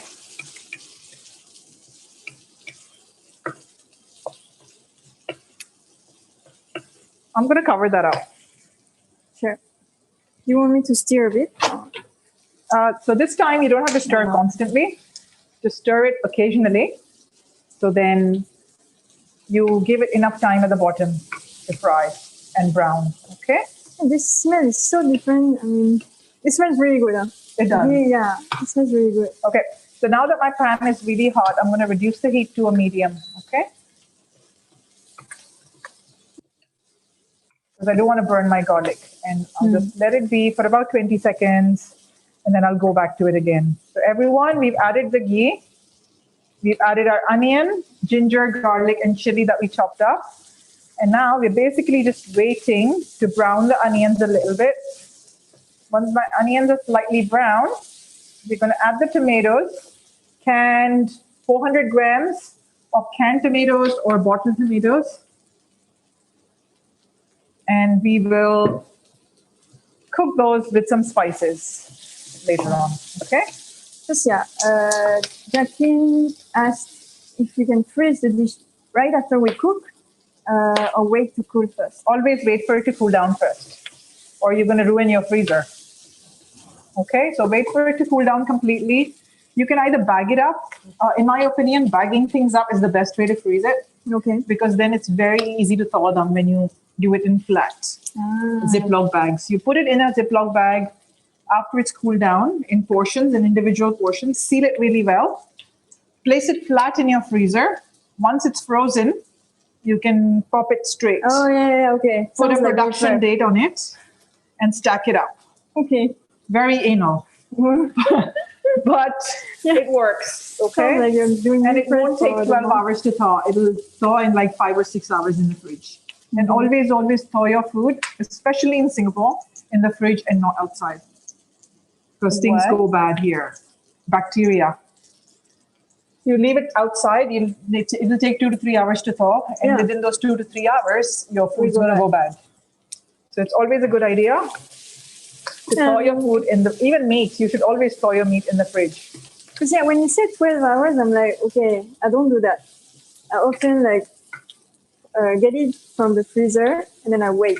If you want to do it outside and if you want to do it quickly, put it in a basin of water. Oh, yeah, okay. Yeah, do that rather than leaving it on your countertop, because on the countertop it takes way longer. It'll take 2 hours to do it. Yeah, Put it in water. Yeah. Okay, so my garlic's nice and brown. Look. Yeah. And my onion starting to brown slowly. Okay. I don't want my garlic to burn, which is why I keep scraping the bottom of my hand. Yeah. So people keep doing this. Cherry said, delicious recipes. Thank you. You're very welcome. All right, so we've got onion starting to brown. If your onion starting to brown now, or if it's browning too fast, reduce the heat slightly because you don't want to burn it. And neither do you want to burn your garlic. Brown garlic has a lot of flavor. Burnt garlic is bitter, so just be careful. Okay, that's you. Okay. And evaporated milk is actually used a lot in tom yum. Yeah. In Thai cooking, when you make tom yum soup, it adds a new dimension when you add evaporated milk to it in the end. I have a fabulous recipe in my book for tom yum soup. It's one of my favorite recipes in the book. So it's tom yum soup, the name? Yeah, it's called tom yum soup. Tom yum goong. Okay. Yeah, with prawn. All right, so see how the garlic is brown already? And the onion is picking up color as well. Yeah. So this is the time when you're going to grab your tomatoes. Now this is 500 grams. I'm only going to use 400. So how do you get? I also have a weighing machine in my head. Okay, I see. All right. There. So can you use not canned, but chopped tomato? You can, but it's not going to taste like chicken tikka masala, the British version. It's going to taste like an Indian chicken tikka masala. Okay. Because you need that special tang, right? In a recipe. Yeah. You're gonna go, oh, she taught us chicken tikka masala, but it didn't taste authentic British. So the authentic British is with a can, Yes. and the Indian one, You can do it with fresh tomatoes. But then again, the tomatoes here don't do justice to the recipe. If I were in India, we get beautiful Roma tomatoes in India. And if you use those, you actually get this sort of flavor. But here, you can't get Roma tomatoes. Even if you do, they're not very nice. Okay, so this is bubbling away. I'm just going to reduce the heat slightly. And at this point, if you guys want to blend it, if your kids don't like onions, grab an immersion blender and blend the whole thing. Okay? So now, yeah, because the onions are very big. Yep, the onions are quite chunky, but I actually prefer it this way because it's a bit more rustic and I like biting into that onion. All right, grab your spices now, guys. If you're blending it, do it now. If you're not blending it and keeping it chunky, you're going to grab your spices. We'll start with coriander, ground coriander, 1 tablespoon like we did with the dal, so exactly the same thing. All right? 1 tablespoon. 1 tablespoon. Ground coriander. Chili, if you've got kids at home, skip it because our dal is already hot. Okay? If you don't have kids at home, add a 1/4 teaspoon. Yeah. All right, so a tablespoon of coriander, A 1/4 teaspoon. a 1/4 teaspoon of chili powder. You've got some Turmeric. here, so a 1/4 teaspoon of turmeric. Give it a stir. And a teaspoon of my salt. Again, I'm using kosher salt. If you've got regular table salt, use less because of the density. Okay? Yes. Give it a stir. And again, we are adding the 4 basic spices that we did earlier on in our dal as well. Okay? So it had a tablespoon of coriander powder, a 1/4 teaspoon of turmeric powder, a 1/4 teaspoon of chili powder, optional, and a teaspoon of salt. Okay? Okay. And now, we also had some leftover marinades, didn't we? So, the little bit of leftover marinade. I think I might have put it away. Now, if you still have that marinade, you can throw that in now. If you have, any bits of the marinade left with the garlic and the yogurt, you can put that in now. Not a problem. If you've chucked it already, don't worry about it. Okay. Okay? So now it's time for the chicken to come in. The chicken goes in now as well. All right? Yeah. So all that chicken goes in along with all that lovely sauce. So if you've got any juices left in there, add those in as well. Yeah, the pan is very crowded now. And now we're going to give it a stir. All of it together. So you've added the spices, you've added the salt. You're going to give it all a good stir on medium heat. Medium to high heat. Increase your heat to medium to high, guys. So we cook this faster. All right. Yeah, I see. All right. Now, all you're doing. So for how long do you cook that? So we're doing the same thing you did earlier. You're waiting for the spices to release their oils. I see. Okay. So this step is very important. And it's done in every single curry. This is the basis of Indian cooking. Start with ghee or oil. Any ghee or oil of your choice. Okay. Add your cumin seeds if you want to, or any seeds that you would like to. Typically, we add either cumin seeds or mustard seeds in a curry, depending on which part of India you're from. And then you add your onion, your ginger, garlic, and chilies. You brown your onions a little bit, caramelize them to get the sweetness out. You add your liquid in the form of tomatoes or coconut milk, depending on which part of India you're from. Okay. So if you're up north, you add tomatoes because that's more inland and there are no coconut trees and there's lots of agriculture. So they grow a lot of tomatoes. If you're down south, you're along the coast and there are lots of coconut trees. So they use you use coconut milk as a liquid. And then you add your spices. Okay. Okay, and you cook your spices for a little bit. And you wait for the spices to release their oils. So how do you know that the spices release oil? You give it about 7 to 10 minutes, and you usually see your sauce. It'll stop sticking to the walls of the container, and your container starts to get really oily. Your saucepan or your wok starts to get really oily. See that? You can come and check. See? See along the edge, it's kind of getting oily. All right? That's a sign, and it's not there yet. and reducing the sauce. By reducing the sauce, what you do is by cooking the sauce, what you do is you soften the tomatoes. Any moisture that they have, they start releasing. They get nice and juicy and pulpy. I see. And in the meantime, you also cook the spices with the heat. Okay. Yeah. You could give it a good 8 to 10 minutes of frying like this, and keep spreading it out. Okay, don't stir it constantly because this is not Chinese. This is not a Chinese stir fry. Okay, we're not doing wok cooking here. We are actually making a curry. So let it sit.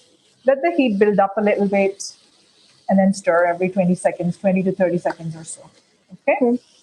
Again, when you add the spices, you only ever add coriander powder, which is the green one right here in the beginning. Yeah. You add chili powder, which was the red one. You add your turmeric powder. So these three. And you add your salt. Some people like to add cumin powder as well at this stage. I personally like my curries a little bit on the milder side, so I don't add that many spices. Okay. Okay.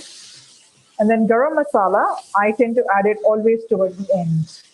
Because garam masala is a mix of lots of intense, warm spices, very Christmassy spices, and they're very strong spices. So you don't want to add it now, otherwise you're going to overpower the sauce. Okay. You need that gentle aroma from the garam masala, but not, let it get up your nose like Sichuan pepper does. I see. Okay. So you add it really at the end. Toward the end, yes. Okay, so once your sauce starts to reduce like this and starts to release its oil along the sides, you're going to get ready with 1 cup of water. Okay. So I'm going to grab my cup and I'm going to get 1 cup of water and have it ready. I'm not adding it yet because I still want my sauce to cook a little bit. Okay, because it hasn't been about 10 minutes yet. Yeah. It's been about 4, Gabby. Okay. But in the meantime, at least I have my water ready. And I'll just set that aside. And I will also get rid of this. So chicken is cooking. Masala. And getting ready to add water.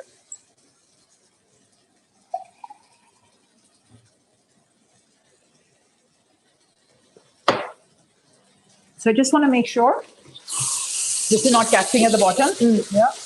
My pan's very hot. So guys, do keep stirring it in between so it doesn't get burnt at the bottom. And see, this is what I'm talking about. My sauce is not catching anymore. Yeah, it's like moving so smoothly. See that? All that oil at the bottom. Do you want to try? Try to stir it and you'll notice that it's not catching at the bottom anymore. It's like really smooth and it's moving around very freely. And it's nice and glossy. That's a sign. Yes. Yeah. It's a sign that you're ready to add your water. So get your 1 cup of water, pour it in, and give it a good stir.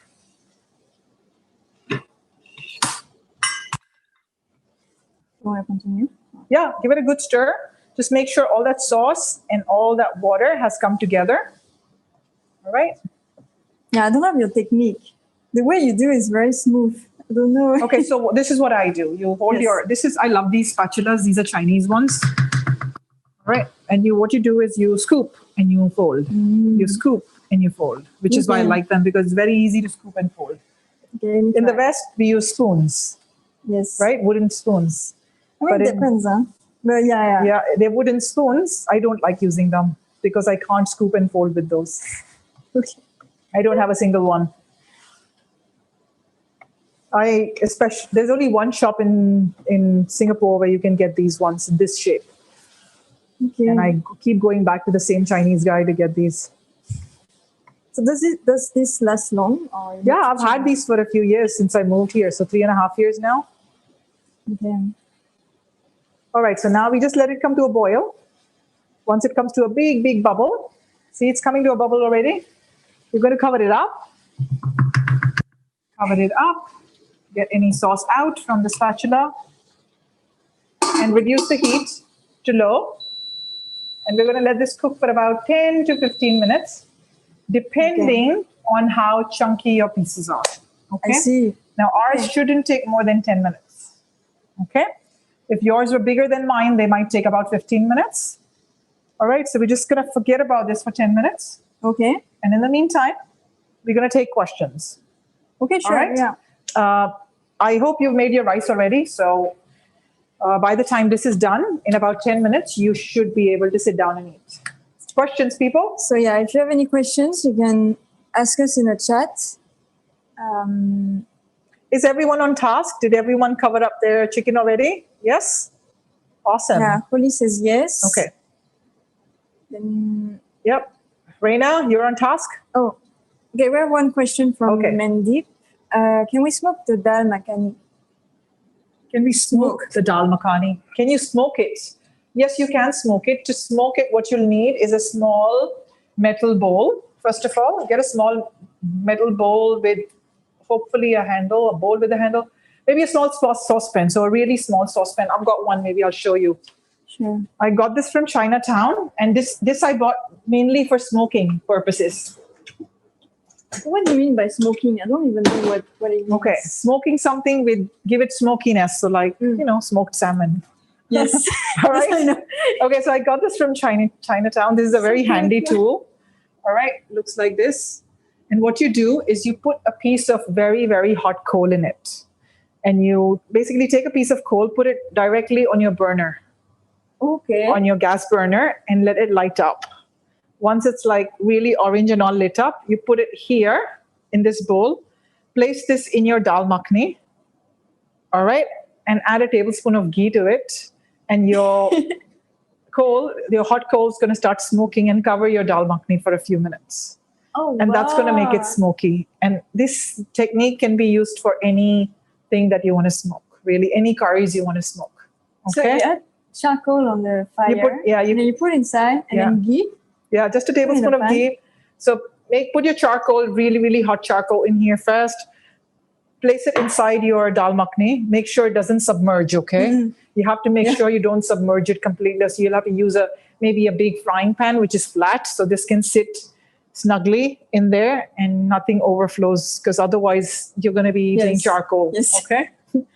Wow, and then you add a tablespoon of ghee to it, cover it instantly, and let the smoke sit in your dal for a few minutes. That way you have smoked. Okay, wow. So the answer dal is makhani. Yes, you can. Yes, you. Not many people do it though. I've never done it. I've never done it. You can do it though. I bought that, but I never used it. Why? It's just sitting there. I can't be bothered. That's why. Any other questions, people? If you don't have any questions, I would like you to give us suggestions on what you would like to learn next. Okay? What's this? Oh, the cream. The cream. The evaporated milk. Yes. Yeah, we have more evaporated milk going into our chicken tikka masala. It will be half a cup, but we do it toward the end, just like we did with the dal. Okay. So we'll wait for the chicken to cook first, and then we'll add our evaporated milk. Okay. We'll add garam masala. You can have things ready if you like. So this is what we need. You need garam masala. You also need butter. So about a tablespoon of butter. About 3/4 of a teaspoon of garam masala, if you want to take that out. You'll need 2 to 3 tablespoons of kasuri methi. So fenugreek leaves, again, exactly the same garnishes. And half a cup of your evaporated milk. Now, like butter chicken, if you want to add a tad bit of sweetness to your tikka masala as well, which some people like, I don't mind, you can add a tablespoon of honey. Toward the end. It's not in the recipe because it's usually what we do with butter chicken and not so much with tikka masala. Tikka masala is not sweet, but children, they like the sweetness in curry, in tikka masala and in butter chicken. So if you want to add a tablespoon of honey toward the end, you totally can, but it's not part of the recipe. Okay. So at restaurant, we find more with honey or without honey? No, it's tikka masala usually is not sweet. It's butter chicken that we add honey to in the end. And restaurants don't even bother with honey because honey is expensive. Yeah. They add sugar and a lot of it. And most restaurants that I've been to, they don't have good butter chicken because they don't caramelize their onions before adding the tomatoes. They simply add garlic, canned tomatoes and sugar, cream, and done. So come to Payal's class and make it at home. Yes. It's actually not a difficult recipe to make. And this is key. When you do Indian cooking, this is your best friend. If you've got the spices with you, you can pretty much create any Indian recipe you like. Okay? All right. We've got 6 more minutes to go, Gabby. Okay. All right. So do you store the ghee intact Inside the can for any balance? Yes. So this can actually sit outside without any problem for up to 6 months. Oh, It shouldn't go moldy as long as you keep moving it, people. Don't let it sit still. So I actually use this maybe once a week because I do Indian cooking maybe once or twice a week. And so I'll use it only once or twice a week. You just have to make sure you keep opening it and aerating it, and it's good outside for up to 6 months. 6 months. Yes. But if you have a lot of humidity at home, just put it in the fridge.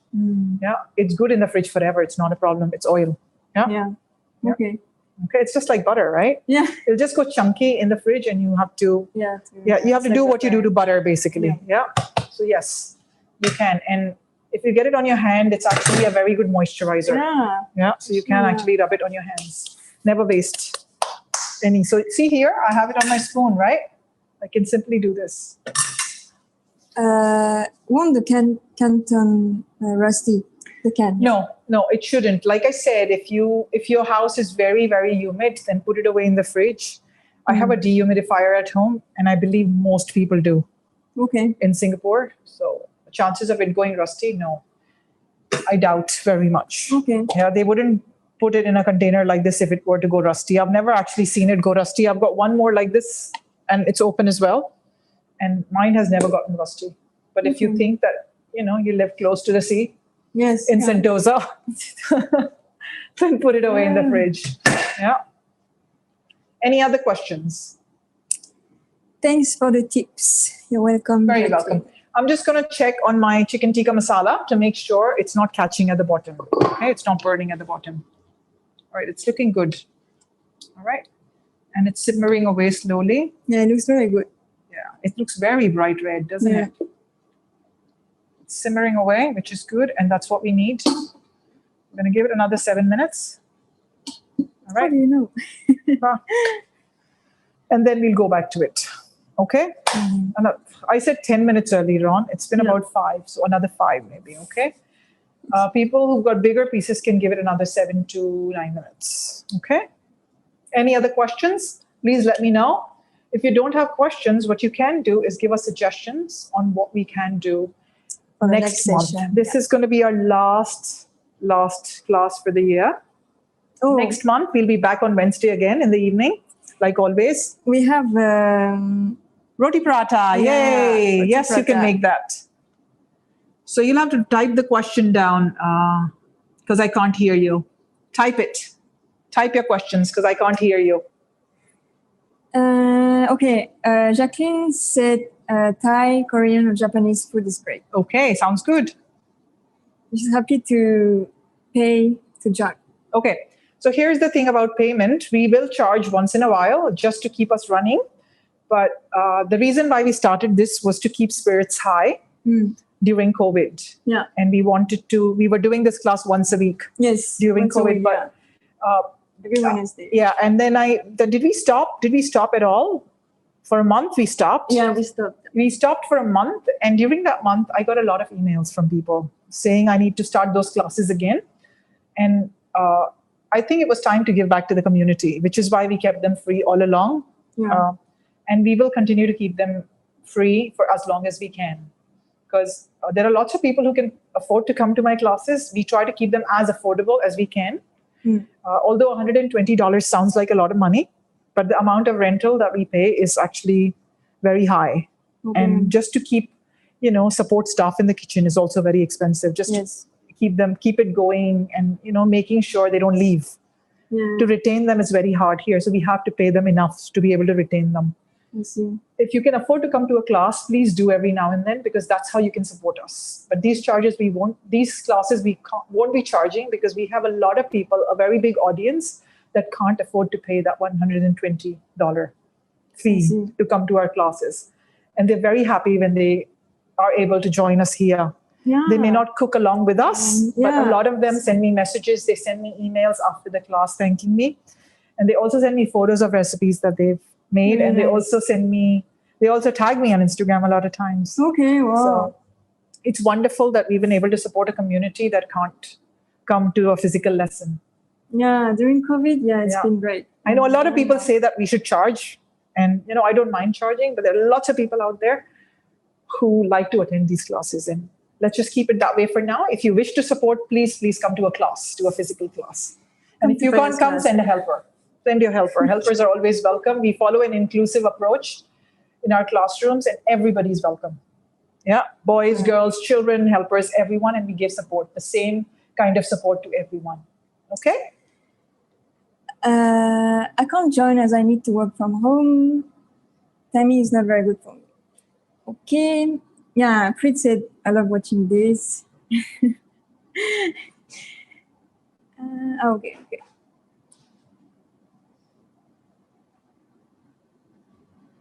No questions so far. Okay, all right. Preet says it's a bit of a commute because she's watching from England.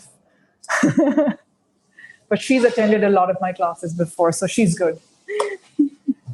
All right, so the chicken should take another 3-4 minutes, and then we'll go back to it. Okay.